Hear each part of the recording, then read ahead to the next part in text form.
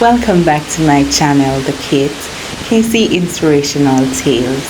I hope today's lesson titled Our Lighthouse will inspire someone.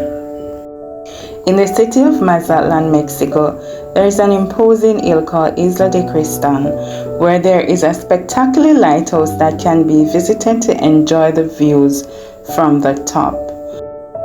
However, in the 19th century, the port of Mazatlan did not have a lighthouse, despite getting a large number of ships from Europe and the Orient every year.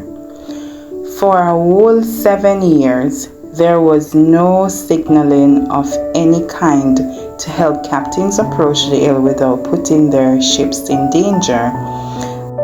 The lack of that necessary light obviously brought on difficulties and generated risks that the present day lighthouse prevents. By the year 1828, Isla de Criston already had a modest modern signal system based on torches and bonfires fed by wood and coal, but the light they gave was only seen when people were quite close to the port. It was not until the year 1892 that construction of the current lighthouse began, and in 1930 final changes were made that finally allowed for an electric lighthouse system that is real help for a ship. The difference between having a light and not having one is immense, not only at sea but on land as well.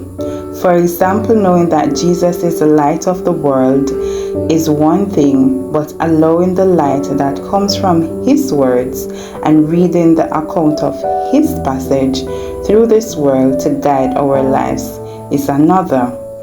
When Jesus is our lighthouse, everything changes completely.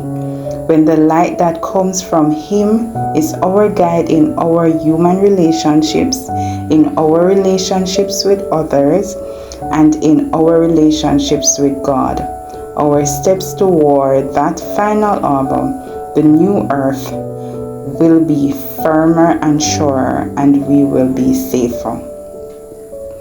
The same thing that applies to the people who surround us.